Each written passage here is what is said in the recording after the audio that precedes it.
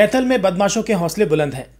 इस बीच अब बदमाश लुटेरे नेशनल हाईवे पर आने जाने वाले राहगीरों से गुंडागर्दी व लूटपाट कर रहे हैं, जिसका जीता जागता उदाहरण कैथल के नेशनल हाईवे नंबर 152D पर सामने आया है, जिसमें 5 बदमाशों ने 26 अक्टूबर की रात को चंडीगढ़ से आ रहे राहगीरों की गाड़ी रुकवाकर उन पर हमला कर दिया, जिससे प्रतीत होता है कि शायद कैथल में अब बदमाशों को कानून का खौफ नहीं रहा। जिसके बाद उन्होंने डायल 112 पर मदद के लिए कॉल की तो पीड़ित को डायल 112 की तरफ से कोई मदद नहीं मिली। हैरान करने वाली बात तो यह है कि इस घटना के 3 दिन बीत जाने पर भी आरोपियों के खिलाफ अभी तक कोई भी मामला दर्ज नहीं किया है और केवल खाना पूर्ति करते हुए सिर्फ एक DDR काटकर कार्रवाई करने की बात कही जा रही है, जबकि वीडियो में साफ देखा जा सकता है कि 5 बदमाश नेशनल हाईवे पर गंडासियों को हाथ में उठाकर तांडव कर रहे हैं और आने जाने वाली गाड़ियों पर हमला कर रहे हैं। शिकायतकर्ता कुलदीप ने बताया कि वो पुंडरी से करीब 6 बजे चंडीगढ़ के सेक्टर 32 हॉस्पिटल में अपने किसी परिजन को ब्लड डोनेट करने के लिए गए थे। रात के समय ब्लड डोनेट करने के बाद वे वापस अपने घर आ रहे थे।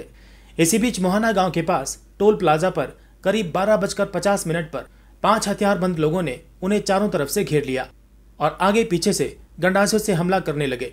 गाड़ी में 6 लोग सवार थे। वे किसी तरह से अपनी जान बचाकर वहां से भाग निकले और कुछ ही दूरी पर जाकर उन्होंने आपातकालीन सेवा नंबर 100 डायल पर संपर्क साधा तो उन्हें कोई मदद नहीं मिली।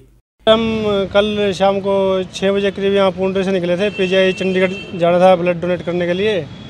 तो वहाँ से हम जब काम निपटा के ब्लड डोनेट करके आए तो हम करीब रात 11 बजे वहाँ से निकले जी, PGI से 32 सेक्टर से। तो आते टाइम जब हम यहाँ पुंडरी जो टोल टैक्स है ना जी, मोना वाला जो टोल टैक्स है, हम यहाँ करीब 12:50 पे यहाँ पहुँच गए थे जी। तो यहाँ पे कुछ शरारती तत्वों ने हमारे साथ हमला किया हमारे साथ, जहाँ पे टोल कट रहा था वहीं पे जी। तो उन्होंने कुछ हथियार लिए हुए थे साथ में, शीशे पे और पीछे बीच में सेंटर में उन्होंने हमला किया हमारे पास जी। तो हमने मुश्किल से जान बचाकर हम वहाँ से निकले जी। लूटपाट भी हुई है? नहीं, लूटपाट नहीं हुई सर। उनकी लूटपाट करने की जी।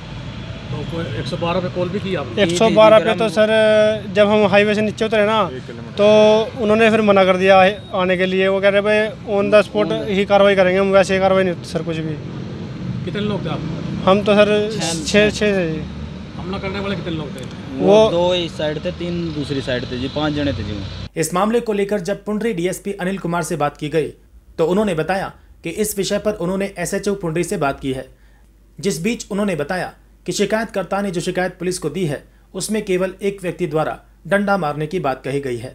उस बारे में पुलिस द्वारा रिपोर्ट लिख दी गई है, जिससे कोई क्रिमिनल केस नहीं बन रहा था। अब जो पूरी घटना CCTV फुटेज में सामने आई है, इस संदर्भ में उन्होंने SHO को आदेश दिए हैं कि वे मौके पर जाकर पूरी घटना को देखें और जो भी मामला बनता है उसमें धाराएं लगाकर आगामी कार्रवाई करें।